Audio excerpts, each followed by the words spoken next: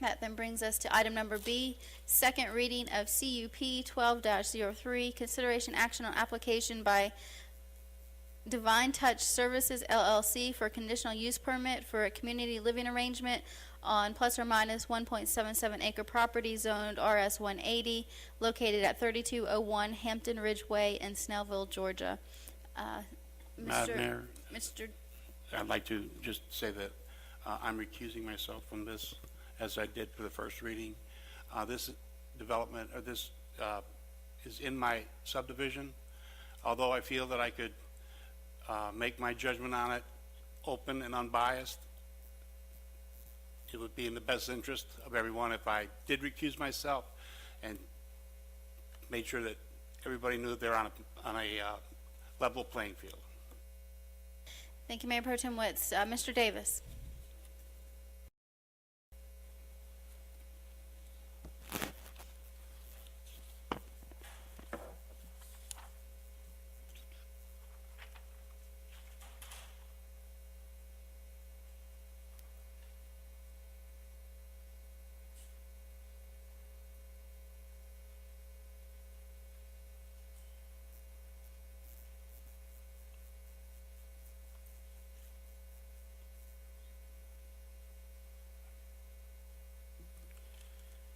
Good evening, ladies and gentlemen.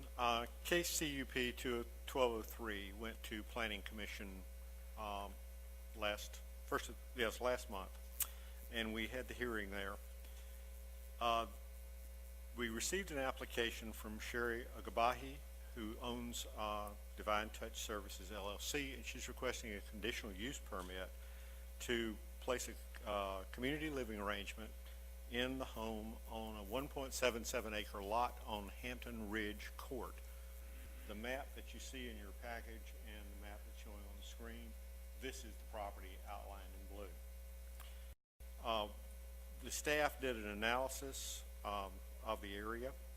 The property is zoned RS 180, single family residence, and it is on lot 21, block A, unit 1, Hampton Ridge subdivision. The properties surrounding it are also listed as RS 180. The application is for a community living arrangement, as I said, and we have adopted certain new standards that came up, I believe, in February or March when we adopted the new ordinance. The application, going down the list of the standards, called for a minimum lot of 1 acre in size. This is 1.77 acres. The property has to be licensed by the Department of Human Resources, State of Georgia, for its intended use. And they did receive a license from Community Health for 3 potential patients to be in the house, and that was given in November 2011, November 4, 2011. The community living arrangement has to apply for an occupational tax certificate / business license for the city prior to its beginning operation, and the applicant will of course do that as soon as the CUP and the other zoning issues that we have to go through are handled. According to our requirements, this CUP could be licensed for up to 6 adults 18 years and older. In the case of this particular grant, they have a state license for 3 with a possible potential to go to 4 eventually, but they're right now licensed for 3. The Gwinnett County Department of Environmental Services has certified that the house is on public water and public sewer. So it meets our criteria for such a facility. The staff and the Planning Commission recommended approval of the request. The staff had a condition, and a couple of additional conditions have come along.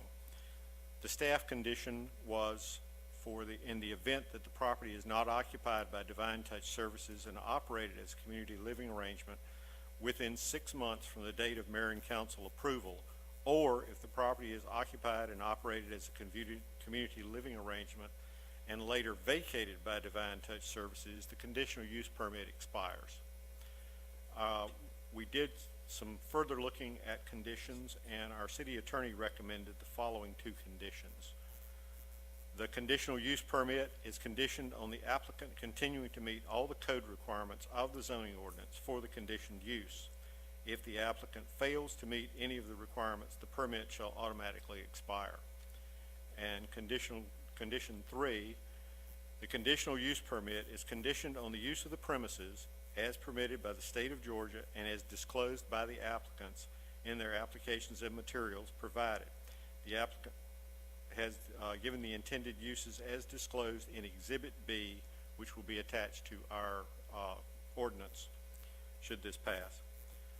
If the use changes from the disclosed use, then the conditional use permit shall be invalid. For your information, it's in your package, but I'll just go through it right quickly. Exhibit B, the intended uses, called for patients with developmental disabilities, and they were defined in 4 categories.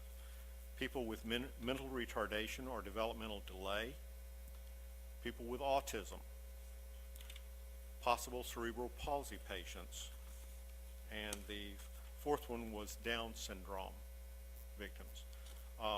As I said, the Planning Commission reviewed this. They passed it unanimously. The staff has looked at this. It meets all of our criteria. They have been very cooperative and have gone beyond what was required to actually define the patients that will be in the facility. If you have any questions, I'll be glad to try and answer them.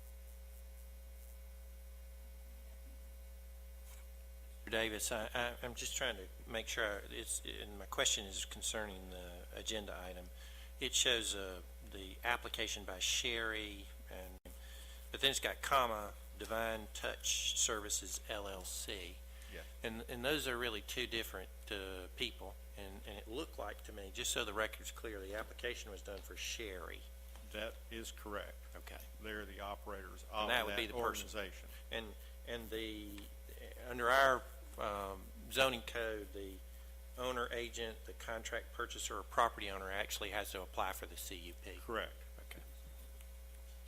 Any additional questions for Mr. Davis? Okay. Is the applicant present?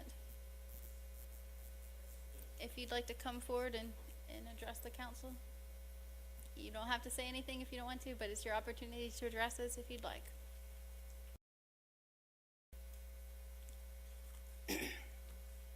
Please state your name and address for the record.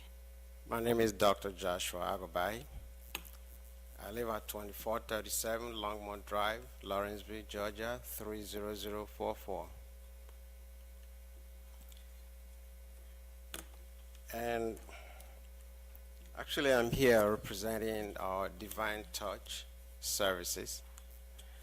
And we have applied for the CUP for the building at 3201 Hampton Ridgeway.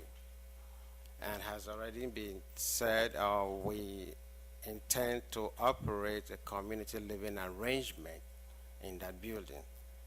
It's already been licensed by the state.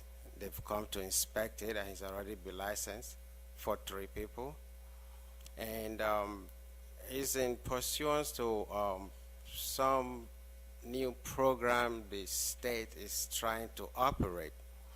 They're trying to have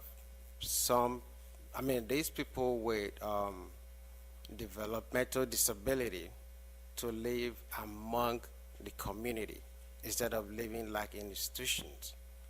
So that is where we actually come in. And we are required, actually, because going back to the previous hearing, we are required to maintain a standard.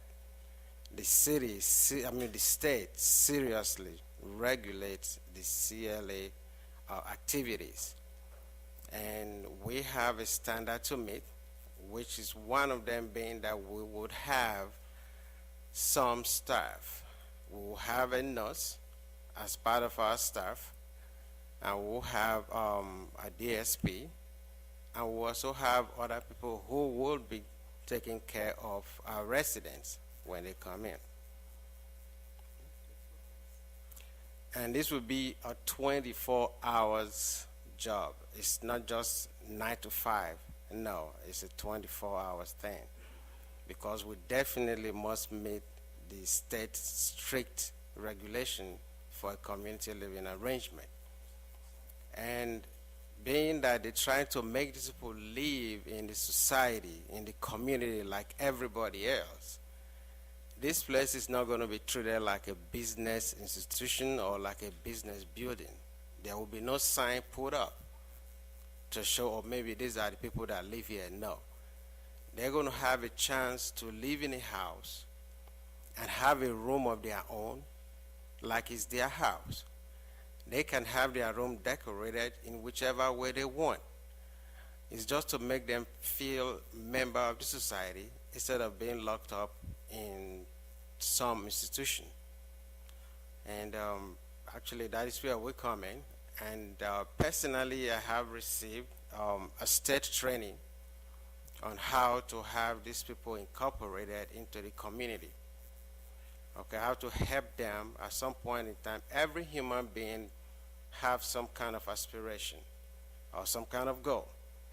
Okay, and I'm sure they will have something they feel like we want to do. Okay, we've been trained in a way that we can help them to accomplish some of those things. So, like they said, that's why at some point in time you don't really call them disabled people. You can call a car disabled because it doesn't work, it doesn't move. But these are human beings.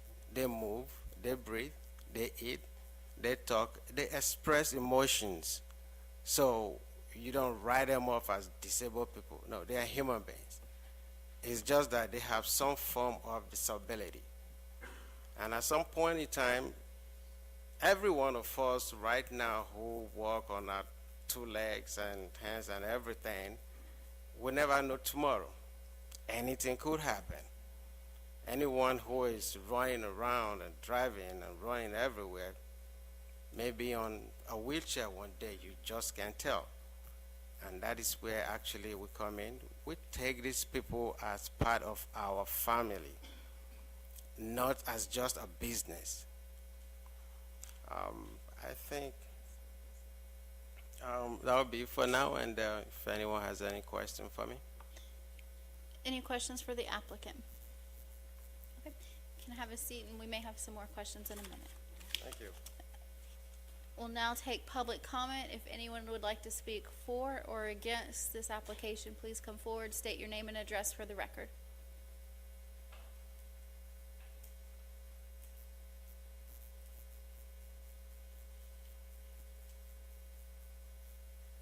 I'm Paul Cruzcamp.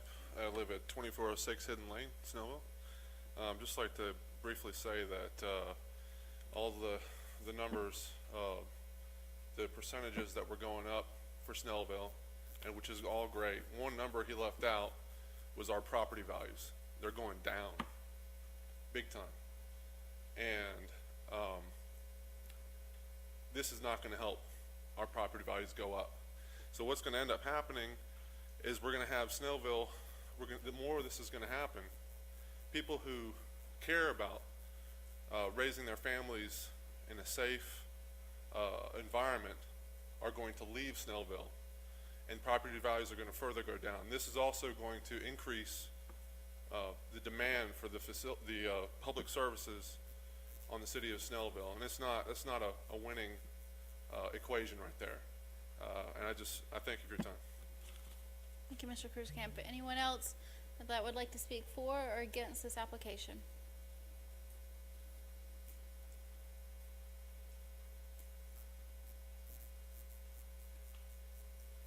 Good evening, Mary Rogers, 2406 Ivy Way. I'm in opposition.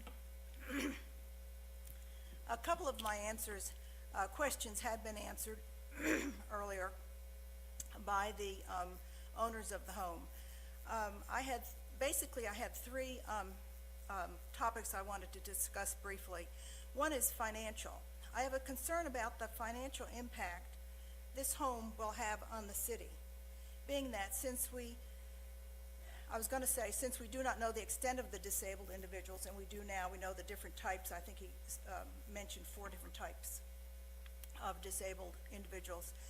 There could very possibly be a greater number of emergency calls putting a higher demand on our EMT and fire.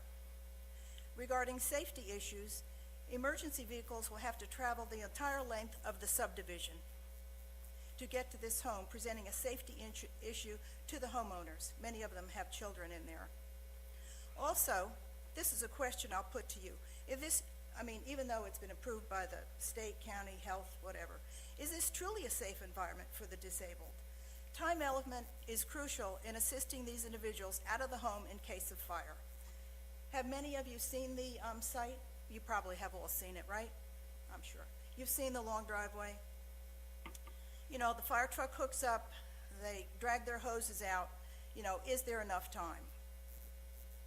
And it also is my understanding that convicted felons will not qualify to live in this home. Lastly I was wondering if these individuals, how the home would be staffed, and is the homeowner qualified to provide proper care, which I think my question was answered, and also will there be full-time caretakers or shift workers, and what are their qualifications? But I believe that's probably been answered too. Thank you for listening. Thank you, Ms. Rogers. Any other comments? Come forward.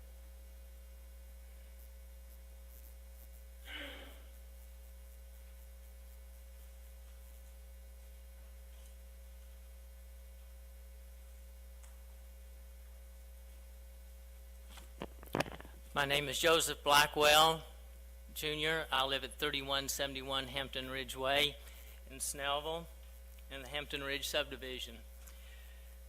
Mayor, council members, the last time some of us spoke in opposition to CUP 1203, we were all basically concerned about how this facility would affect our communities, Hampton Ridge, Georgian Oaks, Springdale Trace, and the streets of Laurel Way and Fenton Court.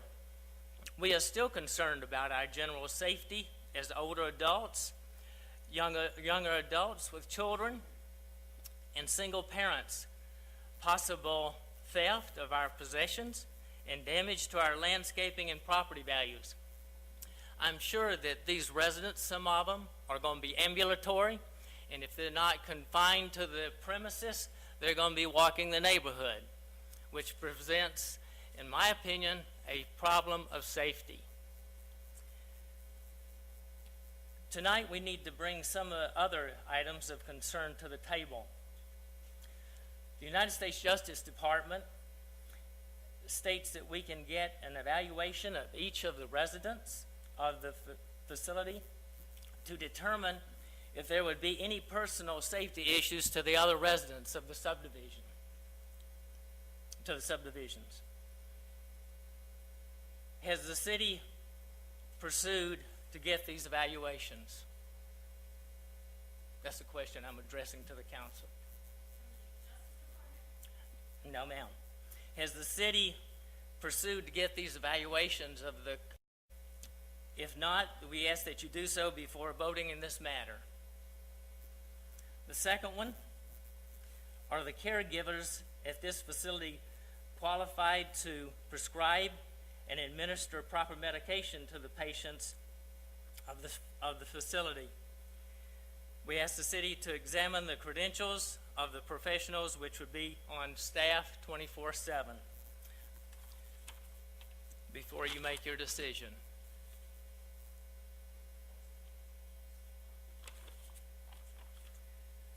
Now here's the biggie. Also, the driveway from the street to the facility building itself is not adequate for fire services to use the facility to get to this facility. The facility is quite a distance from the street, and the driveway is quite long and has severe curves before reaching the building. The driveway also has a severe dip where it goes over a stone bridge which has many imperfections in it, including a metal culvert in the center of it, which I've been told is starting to rust and corrode. This would not allow, probably would not even allow an ambulance, paramedic type wagon to go over it, much less a fire engine or a pumper truck. or hook and ladder.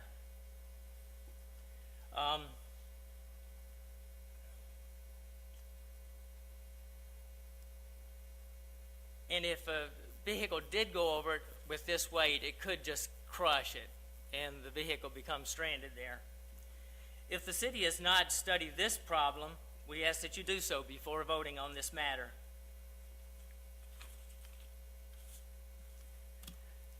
Let me expound a bit here. We have a former firefighter of some rank when he was a firefighter that was with DeKalb County.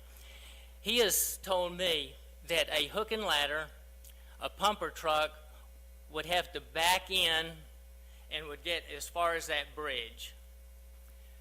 Then they'd have to stretch out all the hoses that they had to the property.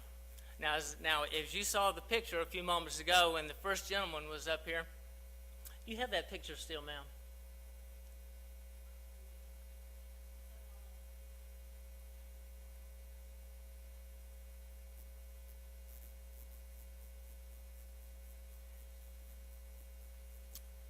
Okay. Thank you. Okay. As you can see to the right, lower right-hand corner, that's the driveway. And then it comes in now from the street, and then it comes on up around in a sort of a half-moon type design to the property, which is highlighted in red, isn't it? I'm sorry? Oh, yes, okay, I'm sorry. Yeah, okay. Yeah, oh, how about that? The house is approximately right in there, if I'm not, the facility is probably right in there, if I'm not mistaken. So, with a car could come in and go along this way and then go all the way up here and around to the garage area. And a fire truck, because of the height of the truck and the angle of inclination, it just couldn't get up there. So that's the reason why the firefighters would have to stretch out their hoses. Now, Gwinnett County has a rule, 2 in, 2 out. On the pumper truck, which most people refer to as a fire engine, there's 3 men on there. On a hook and ladder, there's 3 men. So if the hook and ladder or the pumper truck was out on another call, then the other vehicle could come there, but could not, the firefighters could not go in, because 2 people could, if 2 firefighters went in, 1 is left. Therefore, they'd have to wait till another fire department vehicle to get there before 2 could enter to get anybody out that was possibly in there. Also, with these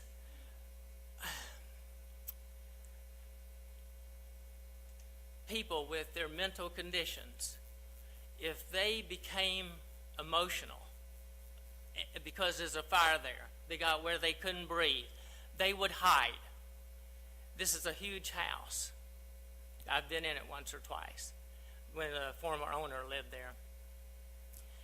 They could hide anywhere, and possibly with the time that it would take the firemen to get in there after a second team of firefighters got there, so 2 in, 2 out would be in that ruling, they may not find them in time.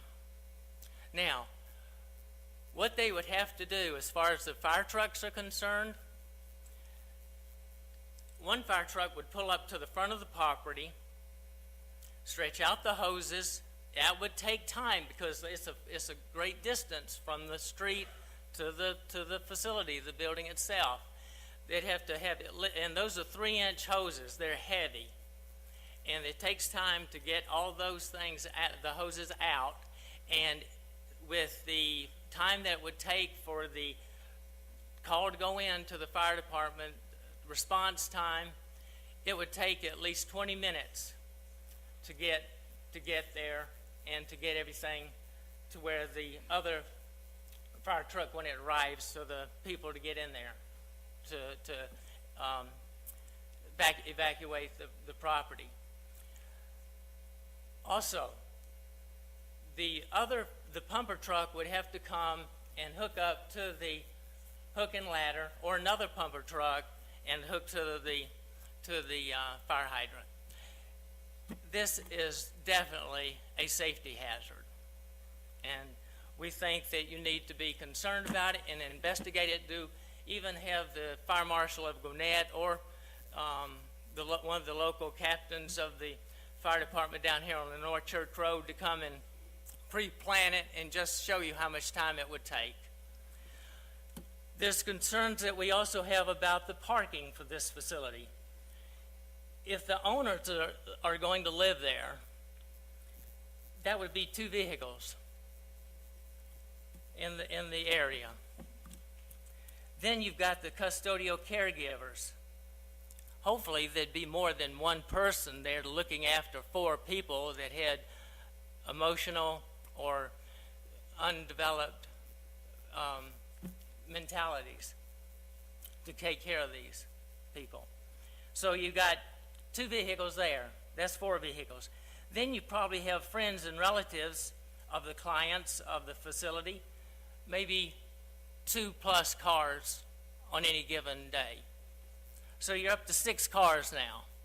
Plus you've got delivery trucks coming in and medical services probably, as far as delivery of medications, oxygen, so on and so forth.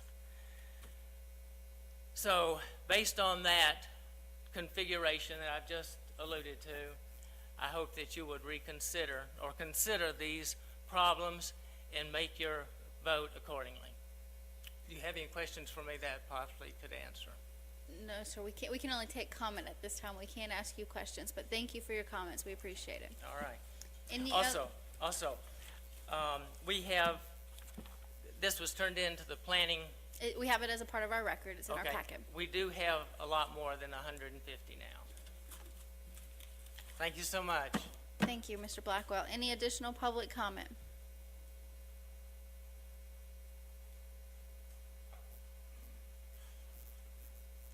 Good evening. Hank Reed, 1860 Meadow Chase Court. I'll be brief. I don't live in this area, but I live in a neighborhood in Snellville, and I wouldn't want this in my neighborhood.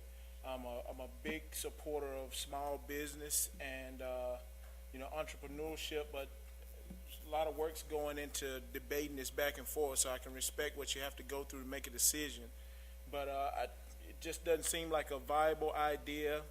I wouldn't want it in my neighborhood, and I guess to support my Snellvillians and the neighbors, because I'd hope someone would stand up for me also, I just wanted to kind of put my word in. There are a lot of places in Snellville with empty properties that I think something like this would fit better, and I just can't see a business inside a neighborhood. I don't think anybody would be for that.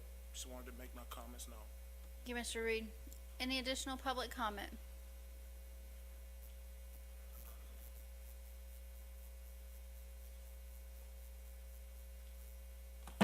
Kurt Schultz, 2027 Tanglewood Drive. We had a similar situation in our neighborhood. It was a group living home, a little different animal here, but anyway, they had similar occupants in the house with disabilities and so on. And there were just the neighbors directly, adjacent to this facility. It was just miserable for them. They had ambulances, EMTs, police, there at all times of the night, many times during the week. And these type of facilities are just, I don't feel should be put in residential areas. Thank you. Thank you, Mr. Schultz. Additional public comment?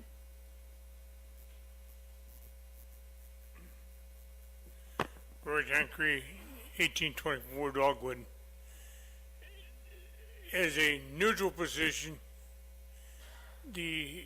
some of the articles that have been brought up about this so-called metal culvert as far as I'm concerned, bring in the city, people that are involved. Yes, it is, or no, it don't.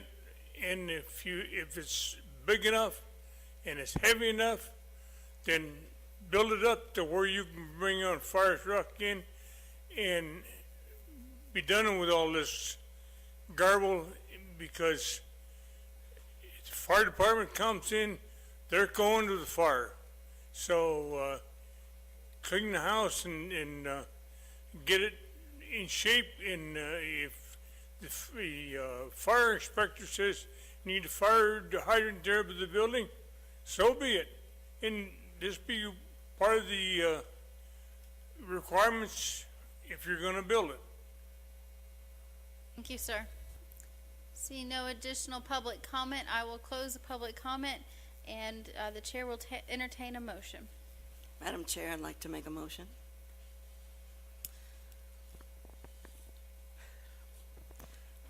I would like to make a motion to deny CUP 12-03, Divine Touch Services LLC on Hampton Ridge Way. There is a motion, is there a second? Second. There's a second, any discussion by council? No discussion, Mayor. Seeing none, I'll call the question. All those in favor of denial of CUP 12-03 signify by raising your right hand. That is 5 in favor. All those opposed, 0 opposed. The application is denied.